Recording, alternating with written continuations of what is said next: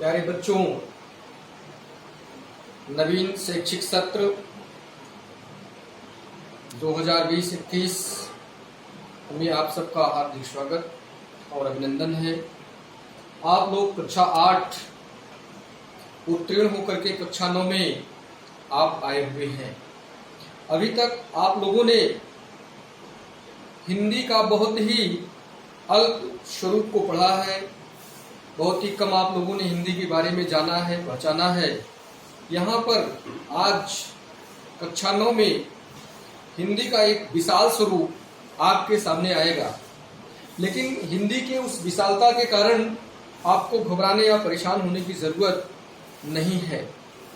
प्यारे बच्चों, आप कक्षा 8 उत्तीर्ण होकर 9 में आए, उसके लिए हम आपको हार्दिक बधाई देते हुए आपको ये बताना चाहेंगे कि 2020 में यानी 22 मार्च 2020 में हमारा ही देश नहीं वरन पूरा विश्व वैश्विक महामारी से गुजर रहा है।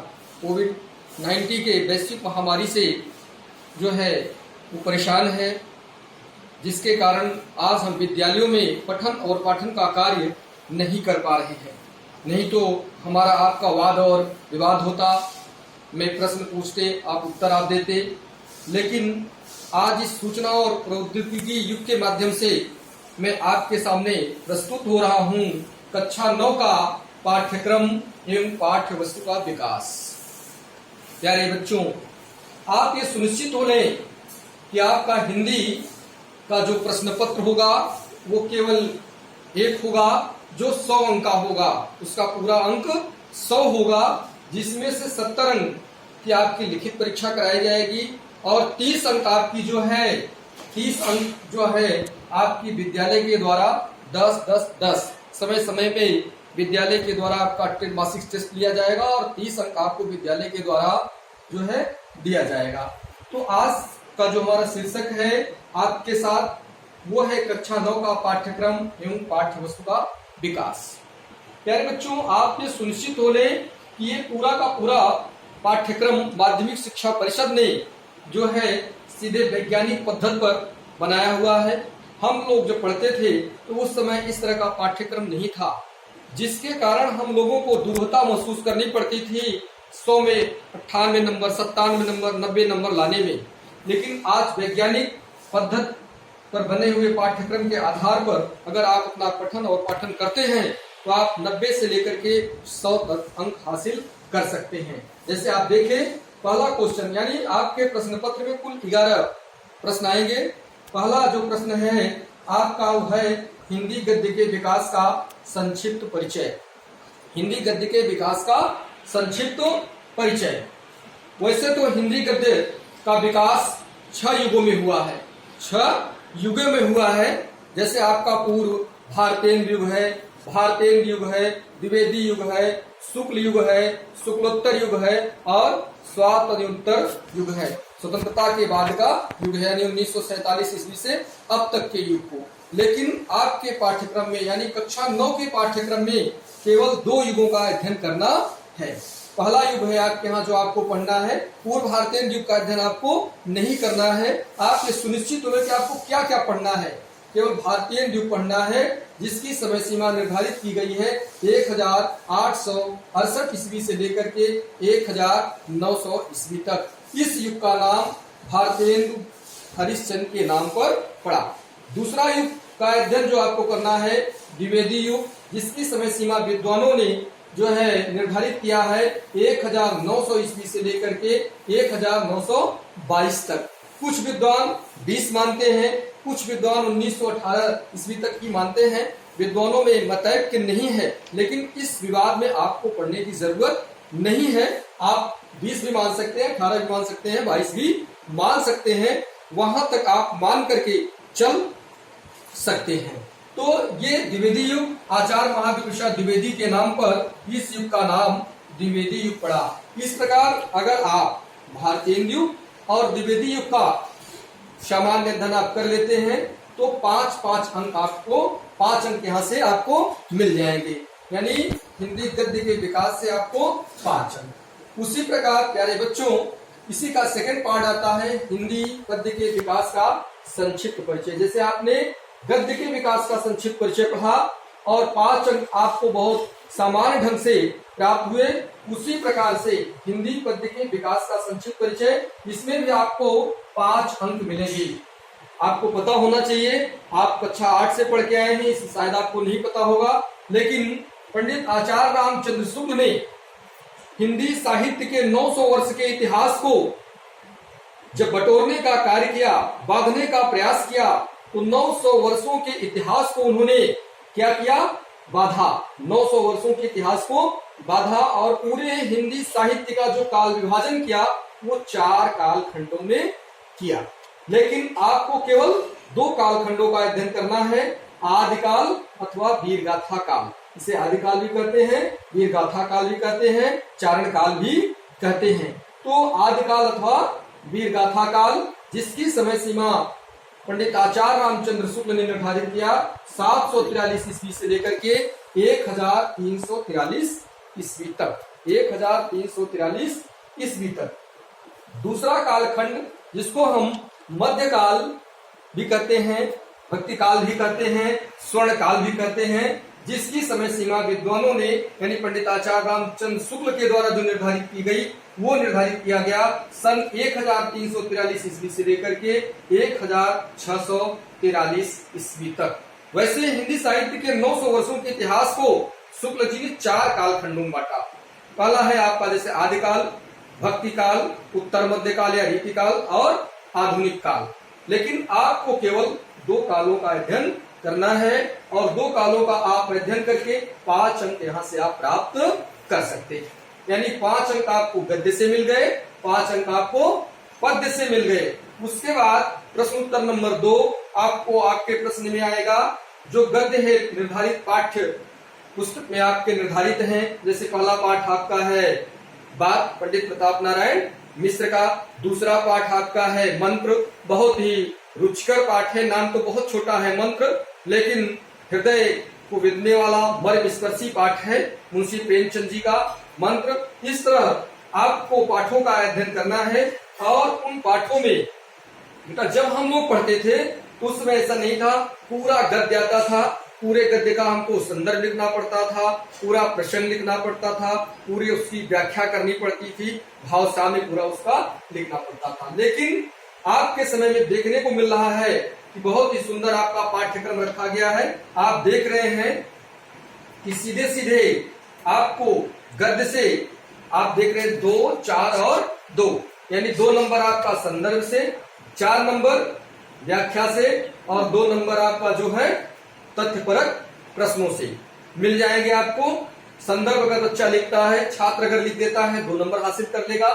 किसी भी दशा में परीक्षक उसके अंक को काट नहीं पाएगा। अगर बच्चे ने केवल संदर्भ लिख करके छोड़ दिया वो 2 अंक प्राप्त कर लेगा, व्याख्या लिख करके छोड़ दिया तो 4 अंक प्राप्त कर लेगा, तथ्यपरक प्रश्नों का उत्तर अगर बच्चे ने दे दिया तो 2 अंक प्राप्त कर लेगा। हम लोगों के समय वैसा नहीं था, हम लोगों को पूरा लिखना पड़ता था और परीक्षक उसमें स्वतंत्र रहता था कि 8 नंबर में से कितना नंबर वो दे दे, 6 भी दे सकता था, 5 भी देता था, 3 भी देता था, उसकी इच्छा पर था। लेकिन माध्यमिक शिक्षा परिषद ने छात्रों के हित को ध्यान में रखते हुए एक अमूलचूल परिवर्तन किया और अंकों का विभाजन 2, 4 और 2 के क्रम में बांट दिया। यानी छात्र यानी विद्यार्थी अगर संदर्भ लिख देता है पाठ का तो 2 अंक हासिल कर लेगा, प्राप्त कर लेगा। और रेखांकित अंश की व्याख्या पहले पूरी व्याख्या करने के लिए आती थी, पूरे जो है गद्य 10 लाइन 8 लाइन आती थी, उसकी पूरी व्याख्या करनी पड़ती थी। अब आपको केवल 1 या 2 लाइन के नीचे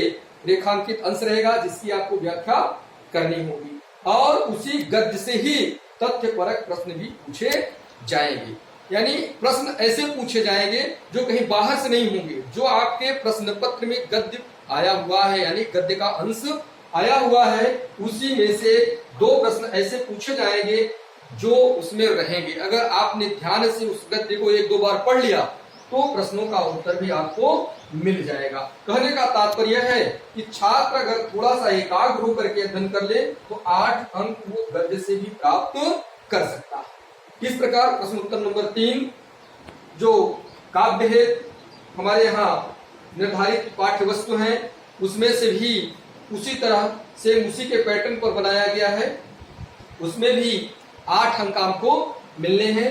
2 अंक आपको संदर्भ में मिलेगा, 4 अंक रेखांकित अंश की व्याख्या पर मिलेगा, 2 अंक जो है काव्य सौंदर्य पर आपको मिलेगा। अगर छात्र ने जो पद्यांश आया हुआ है उस पद्यांश का मान लीजिए उसने संदर्भ केवल लिख के छोड़ देता है तो 2 अंक को प्राप्त कर लेगा। परीक्षक मजबूर है 2 अंक देने के लिए। मान लीजिए छात्र ने संदर्भ नहीं लिखा, रेखांकित अंश की व्याख्या किया तो 4 अंक को प्राप्त कर लेगा, और काव्य सौंदर्य केवल लिख दिया, न तो व्याख्या किया न तो संदर्भ किया, तो भी 2 अंक प्राप्त कर लेगा। यानी परीक्षक मजबूर है अंक देने के लिए। हम लोग जब पढ़ते थे तो ऐसा नहीं था, पूरा पद आता था, पूरे पद का हमको संदर्भ लिखना पड़ता था, उसका प्रसंग लिखना पड़ता था, उसका काव्य सौंदर्य लिखना पड़ता था, इसमें कौन सा रस है, कौन सा ये छंद है, इसकी भाषा क्या है।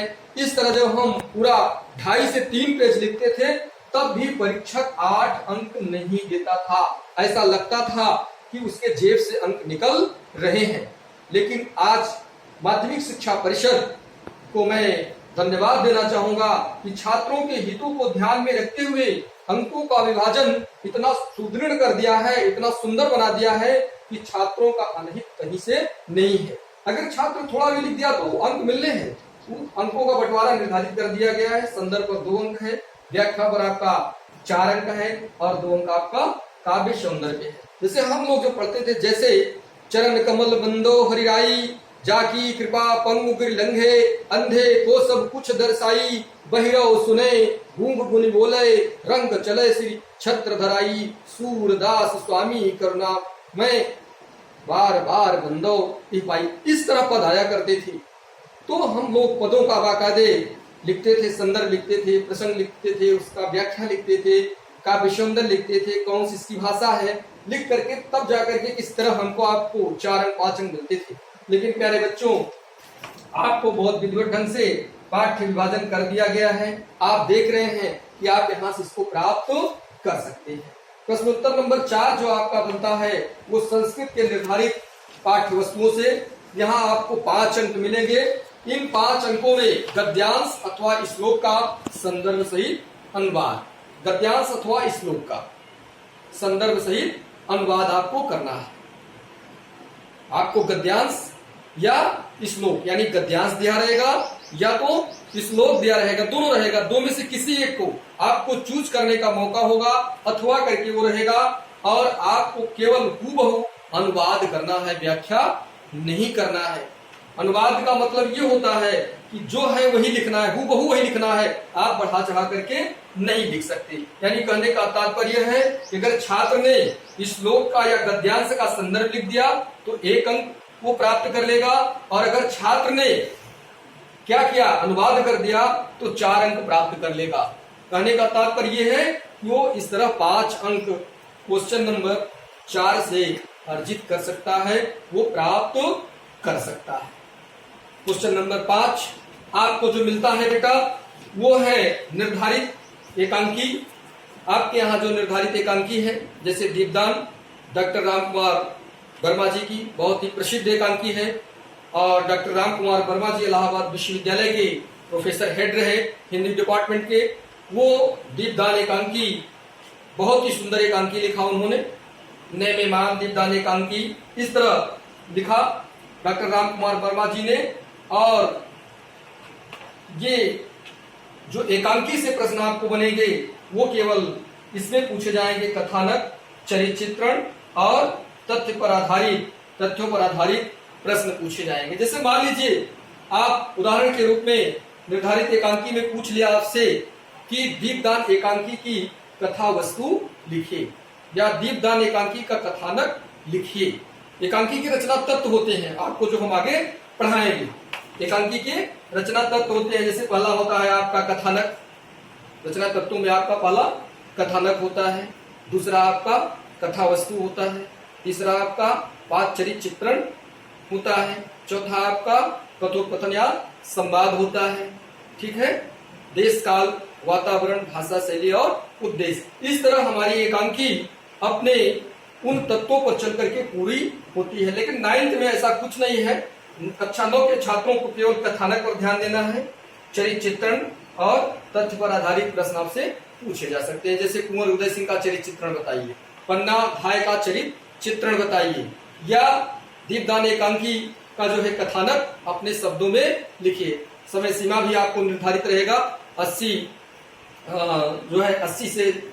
शब्दों में ही आपको लिखना होगा, 80 से 90 शब्दों में, जिसके लिए 3 अंक आपके लिए निर्धारित होंगे। 3 अंक आप आसानी से प्राप्त कर सकते हैं।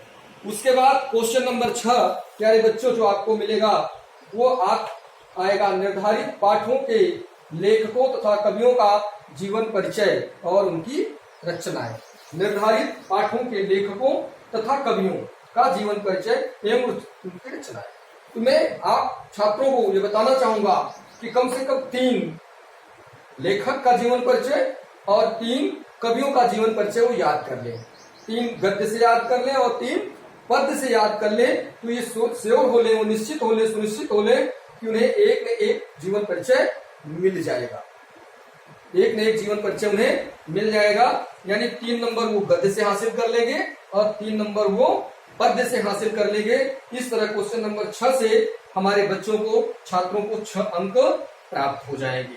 अगर उन्होंने थोड़ा सा ध्यान दिया, और जीवन परिचय में बहुत कुछ लिखने की जरूरत नहीं है, जिसका भी आप जीवन परिचय लिख रहे हैं, सूर का, तुलसी का, कबीर का, मीरा का, जयश्री का, प्रताप नारायण मिश्र का, भारतेंदु हरीश, जिसका किसी का अगर आप लिख रहे हैं तो आपको केवल विशेष ध्यान ये रखना है उनका जन्म कहाँ पे हुआ, उनकी मृत्यु कहाँ पे हुई, उनकी प्रमुख रचनाएं, उनके माता पिता, उनका साहित्य में क्या योगदान अवदान रहा, उसको लिख करके आप 6 अंक प्राप्त कर सकते हैं। इसमें भी शब्दों की सीमा निर्धारित की गई है। 80 शब्दों से अधिक आपको लिखने की जरूरत नहीं है, आपको अपने समय को बर्बाद करने की जरूरत नहीं है। इस तरह आप 3 गद्य से और 3 पढ़ करके आप 6 अंक यहाँ पे प्राप्त कर सकते हैं।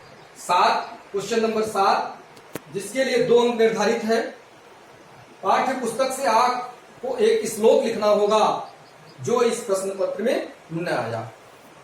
इस चीज का आपको ध्यान रखना है कि कम से कम आप अपने संस्कृत के पाठ से भाग से कम 3 श्लोक या 4 श्लोक याद कर लें, और याद करने के बाद आप उसे 3 से 4 बार 5 बार लिख लें। लिख करके आप देख लें कि श्लोक लिखने में कहीं त्रुटि तो नहीं हो रही है। आप ये सुनिश्चित हो लें कि जो श्लोक मैंने याद किया है उसको हम आसानी से लिख भी पा रहे हैं।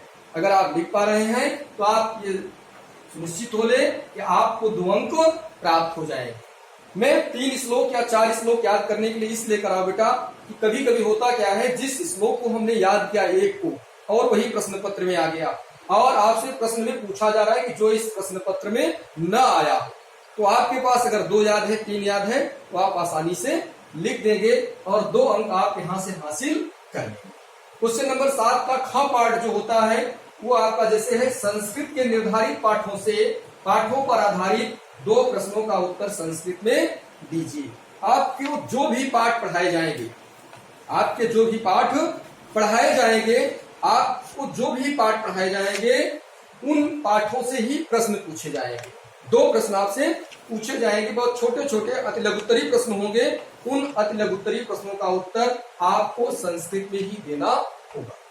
जैसे मान लीजिए आपसे पूछा गया रामदास कह न्यूसत, रामदास कह न्यूसत, तो अगर आपने पाठ का अध्ययन किया है, ये आया हुआ है सिद्धि मंत्रा पाठ से, अगर आपने पाठों का अध्ययन किया है तो आप लिख देंगे रामदास नारायणपुरे न्यूसत। आपकी जो है बाकायदे 1 अंक प्राप्त हो। रामदास की न्यूसत, रामदास नारायणपुरे न्यूसत। और अगर आपने पाठों का अध्ययन नहीं किया है तो आपको जवाब देना कठिन हो जाएगा, दुरूह हो जाएगा और आप उसका जवाब नहीं दे पाएंगे। इसलिए आप पाठों का विधिवत अध्ययन करें। क्वेश्चन नंबर 8 काव्य सौंदर्य के तत्व।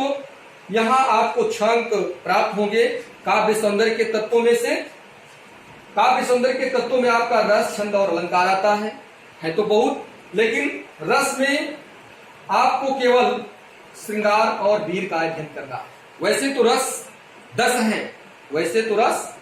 हैं, लेकिन कक्षा 9 की पाठ्यक्रम में माध्यमिक शिक्षा परिषद ने केवल 2 रसों का ही समायोजन किया और छात्र को यानी विद्यार्थी को केवल 2 रसों का ही अध्ययन करना है, श्रृंगार का करना है और वीर का करना है। शेष 8 रसों से उसे कोई मतलब नहीं है। अगली कक्षा में उन्हें पढ़ाया जाएगा, 10th में पढ़ाया जाएगा, 11th पढ़ाया जाएगा, लेकिन यहाँ पर वो छात्र सुनिश्चित हो ले, कक्षा 9 के छात्र सुनिश्चित हो ले कि उन्हें श्रृंगार एवं वीर रस का ही अध्ययन करना है, जिसमें केवल वे अस्थायी भाव, परिभाषा, उदाहरण और पहचान। अगर इतना तैयार कर लेता है छात्र, वो 2 अंक प्राप्त कर सकता है। हमारा विद्यार्थी 2 अंक प्राप्त कर सकता है। दूसरा है छंद। छंद आपका 3 होते हैं न, मात्रिक, वर्णिक और मुक्तक छंद। मात्रिक, वर्णिक और मुक्तक छंद। लेकिन छंद में केवल मात्रिक छंद में केवल आपको 2 को पढ़ना है, चौपाई और दोहा को। मात्रिक छंद के अंतर्गत आपको केवल चौपाई और दोहा को पढ़ना है। अगर लक्षण और उदाहरण आपको तैयार करना है। अगर छात्र ने चौपाई और दोहा को रट लिया, लिख लिया, पढ़ लिया, तैयार कर लिया, तो वह सुनिश्चित हो ले कि 2 अंक उसे यहाँ छंद से प्राप्त हो जाएंगे। अगला है आपका अलंकार। अलंकारों में आपको अनुप्रास, यमक और श्लेष, इन्हीं 3 अलंकारों का अध्ययन आपको 9th में करना है। शेष जो अलंकार हैं आपको 10th में पढ़ाए जाएंगे, आगे की कक्षाओं में आपको पढ़ाए जाएंगे। इसमें केवल आपको तैयार करना है परिभाषा, उदाहरण और पहचान। अगर विद्यार्थी थोड़ा सा एकाग्र होकर के ध्यान दे करके पाठ्यक्रम का ध्यान दे दे, पाठ्य विषय पर विकास पर ध्यान दे दे, तो 100 में से 98-97 अंक हासिल कर सकता है, प्राप्त कर सकता है। तो अलंकार में आप पढ़ेंगे अनुप्रास, यमक और श्लेष। यानी कहने का तात्पर्य केवल 3 अलंकारों का अध्ययन आपको करना है। इस तरह आपको 2 अंक यानी कुल मिलाकर के काव्य सौंदर्य के तत्व के पाठ से भाग से आपको 6 अंक यहाँ प्राप्त हो जाएंगे। मान लीजिए किसी छात्र ने रस लिख दिया, छंद लिख दिया, अलंकार भूल जाता है, नहीं तैयार है परीक्षा में, तो उसे 4 अंक मिलेंगे। परीक्षक किसी भी दशा में उसके अंक को काट नहीं सकता। क्वेश्चन नंबर 9 आपका जो है वो हिंदी व्याकरण तथा शब्द रचना। यहाँ आपको 8 अंक मिल रहे हैं, 8 अंक मिलेंगे। जैसे क में आपको वर्तनी तथा विराम चिन्हों की तैयारी करना है। वर्तनी तथा विराम चिन्हों को अगर आप तैयारी कर लेते हैं तो 2 अंक आपको मिलेंगे। ख में शब्द रचना में तद्भव, तत्सम, विलोम और पर्यायवाची, 2 अंक आपको मिलेंगे। यानी बच्चों आप अपने किताब को खोलेंगे तो उसमें निश्चित रूप से आपको जो है तद्भव, तत्सम, विलोम और पर्यायवाची शब्द मिलेंगे। मैं तो ये कहूंगा कि आप एक सूची बना लें अपने घर में। तद्भव की अलग सूची हो, तत्सम की अलग सूची हो, विलोम की आपकी सूची अलग हो। इस तरह आपके पास जो है तद्भव की, तत्सम की, विलोम की, पर्यायवाची की एक अच्छे खासे शब्दों का भंडार आपके पास तैयार हो जाएगा, जो आपको आगे तैयारी करने में मदद वो करेगा। तीसरा है आपका 9th में समास। समास वैसे कुल 6 हैं, समास वैसे कुल 6 हैं, लेकिन कक्षा 9 के पाठ्यक्रम में केवल छात्र को यानी विद्यार्थी को 2 समासों का अध्ययन करना है, अव्ययी भाव समास और तत्पुरुष समास। केवल 2 छात्र जो है समास का अध्ययन छात्र करेगा, अव्ययी भाव समास और तत्पुरुष समास, जिसमें उसे तैयार करना है परिभाषा और उसका उदाहरण। अगर छात्र ने 2 समासों को पढ़ लिया, तैयार कर लिया, तो 2 अंक उसे मिल जाएंगे। ठीक है। उसके बाद 9 के ग में आप मुहावरे एवं लोकोक्तियां में आपको ध्यान देना है। मुहावरे आपको दिए जाएंगे और लोकोक्तियां आपको दी जाएंगी। 2 अंक की वो रहेगी, जिसमें आपको उस मुहावरे का अर्थ लिखना होगा और अपने शब्दों में उसका आपको प्रयोग करना होगा। मुहावरे और लोकोक्तियों में बहुत थोड़ा सा अंतर है, जिसको हमको जानने की जरूरत है। हम कक्षा में आपको बताएंगे कि मुहावरा क्या है और लोकोक्तियां क्या है। आप जाने, मुहावरा अरबी भाषा का शब्द है। मुहावरा जो है अरबी भाषा का शब्द है, जिसका अर्थ होता है अभ्यास करना। और जैसे अक्ल पर पत्थर पड़ जाना, अक्ल पर पत्थर पड़ जाना, अगर इसका अर्थ लिखे तो बुद्धि का नष्ट हो जाना, बुद्धि का नष्ट हो जाना, अक्ल का दुश्मन होना, महामूर्ख होना। तो इस तरह आप अपने शब्दों में उसका अर्थ लिखेंगे और अपने वाक्यों में उसका प्रयोग करेंगे। तो यह आपका मुहावरा हुआ। लोकोक्तियों का मतलब होता है लोक धन उक्ति, लोगों के द्वारा कही गई बात। जैसे आप ये कह सकते हैं कि ऊंट के मुंह में जीरा, ऊंट के मुंह में जीरा, अधिक खाने वाले को थोड़ा, या ऊंची दुकान फीकी पकवान, ऊंची दुकान फीकी पकवान, दिखावटी ना। तो इस तरह मुहावरे और लोकोक्तियां आपको दी जाएंगी, जिसका अर्थ आपको लिखना होगा और अपनी भाषा में आपको उसका वाक्य प्रयोग करना होगा। और यहाँ से 2 अंक। इस तरह हिंदी व्याकरण और शब्द रचना से कुल 8 अंक आप प्राप्त कर सकते हैं। अगर हमारा छात्र थोड़ा सा भी सेंसिटिव है, एक्टिव है, तो 8 अंक बहुत सरल ढंग से वो प्राप्त कर सकता है। क्वेश्चन नंबर 10 जो संस्कृत व्याकरण से आपसे पूछे जाएंगे, इसमें आपको 6 अंक टोटल मिलने हैं। इसमें 3 पार्ट हैं, क, ख और ग। संधि, संधि में केवल आपको दीर्घ और गुण संधि पढ़ना है ना, दीर्घ और गुण संधि पढ़ना है, जिसमें केवल परिभाषा, उदाहरण और उसकी पहचान पढ़ना है। अगर आप बच्चे ने दीर्घ संधि तैयार कर लिया, गुण संधि तैयार कर लिया, तो 2 अंक का भागीदार हो जाएगा, वो 2 अंक ले लेगा, हासिल कर लेगा। और शब्द रूपों में राम, हरि, भान और अस्मर, अगर ये तैयार कर लेता है तो 2 अंक यहाँ से प्राप्त कर लेगा। धातु रूप में वो गम, भू और क्री, यानी 5 लकारों का जो है शब्द रूप बच्चे को याद होना चाहिए। किसी भी तरह से परीक्षक, पेपर सेटर उससे पूछ सकता है, चाहे लट लकार में पूछ ले, चाहे लोट लकार में पूछ ले, चाहे दीर्घ लकार में पूछ ले, चाहे लंग में तथा चाहे लिट लकार में पूछ ले ना, वो पूछ सकता है और आपको लिखना होगा। और बहुत सामान्य ढंग से आप 2 अंक यहाँ पे प्राप्त कर। क्वेश्चन नंबर 11 जो आपका होगा वो हिंदी के 2 सरल वाक्यों का संस्कृत में अनुवाद, यानी 4 दिए रहेंगे, जिसमें से 2 का जो है आपको हिंदी से संस्कृत में कन्वर्ट करना होगा, चेंज करना होगा, संस्कृत में अनुवाद करना होगा। तो अनुवाद के नियम जब हम पढ़ाना शुरू करेंगे आपको अनुवाद, तो उस समय आपको पढ़ाएंगे। केवल 2 का जो है संस्कृत में आपको अनुवाद करना होगा। जैसे बालक पढ़ता है, तो बालकः पठत्, बालकः पठत्, बालक पुस्तक पढ़ता है, बालकः पुस्तकम पठत्। इस तरह हम करेंगे, ठीक है ना। और दूसरा है पत्र लेखन और प्रार्थना पत्र, जो 4 अंक का है, यानी 2 अंक आपका हिंदी के सरल वाक्यों का संस्कृत अनुवाद भी मिल जाएगा, और 4 अंक आपको पत्र लेखन अथवा प्रार्थना पत्र से मिल जाएगा। तो आपसे पत्र लेखन भी पूछा जा सकता है या प्रार्थना पत्र भी पूछा जा सकता है। जैसे आप अपने पिता को पत्र लिखिए, आप अपने बड़े भाई को पत्र लिखिए ना, औपचारिक अनौपचारिक, इस तरह पूछा जाएगा। प्रार्थना पत्र में आप अपने प्रधानाचार्य जी को पत्र लिखिए 3 दिन अवकाश के लिए, ठीक है ना। आप अपने कक्षा अध्यापक को एक प्रार्थना पत्र लिखिए जिसमें कम से कम 3 दिन का अवकाश मांगा गया हो। तो इस तरह क्वेश्चन नंबर 11, इस तरह से टोटल अंकों को हम जोड़ेंगे तो ये जाकर के हमारा 70 अंक हो जाएगा। ये जाकर के हमारा 70 अंक हो जाएगा। 30 अंक आपको जो है वहां से मिलेंगे। 30 अंक आपको सीधे सीधे आंतरिक मूल्यांकन से दिए जाएंगे, टेस्ट के माध्यम से आपको दिए जाएंगे। पहला टेस्ट जो होगा उसमें आपका वाचन, वाद विवाद और आपकी व्यक्ति के माध्यम जो है कॉलेज परीक्षा जो है विद्यालय आपका लेगा और 10 अंक वहां आपको प्राप्त होगा। दूसरा टेस्ट जो आपका होगा उस टेस्ट में आपको व्याकरण संबंधी आपके व्याकरण संबंधी ज्ञान का, कौशल का जो है परीक्षा ली जाएगी, वो भी 10 अंक का होगा।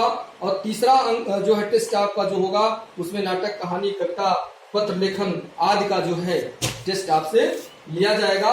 इस तरह 30 अंक आपको वहां से मिलेंगे विद्यालय के द्वारा।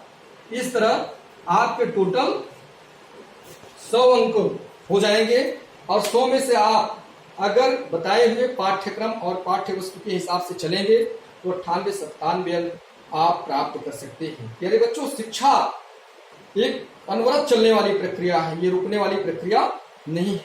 ये जन्म से लेकर के व्यक्ति के जन्म से लेकर के मृत्यु तक, यानी जन्म से लेकर के मृत्यु पर्यंत तक चलने वाली प्रक्रिया है। इसलिए आप मेरे साथ जुड़े और जुड़ करके इसका अध्ययन करें, क्योंकि विद्या एक ऐसी वस्तु है, विद्या एक ऐसी है कि वो कभी हटने वाली या समाप्त होने वाली चीजें नहीं है। क्लास समाप्त करने से पहले मैं आपको ये बताना चाहूंगा कि न चौर्यहारम न च राजहार्यम न भ्रातृभाजा न च भार्यकारी व्यय कृते वर्धते एव नित्यम विद्या धनम सर्वधनम प्रधानम।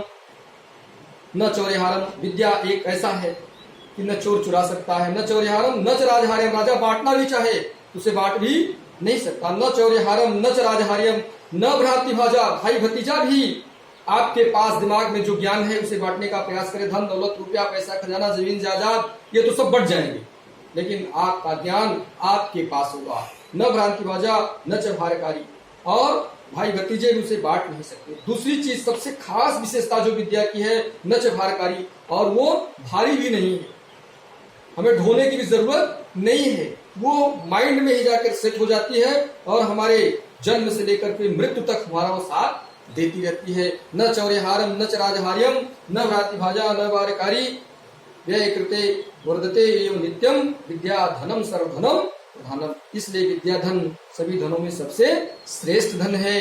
इसलिए आप जुड़े मेरे साथ, और जो आपको आज का पाठ्यक्रम बताया गया हमने इसलिए इसका चार्ट भी बना दिया है।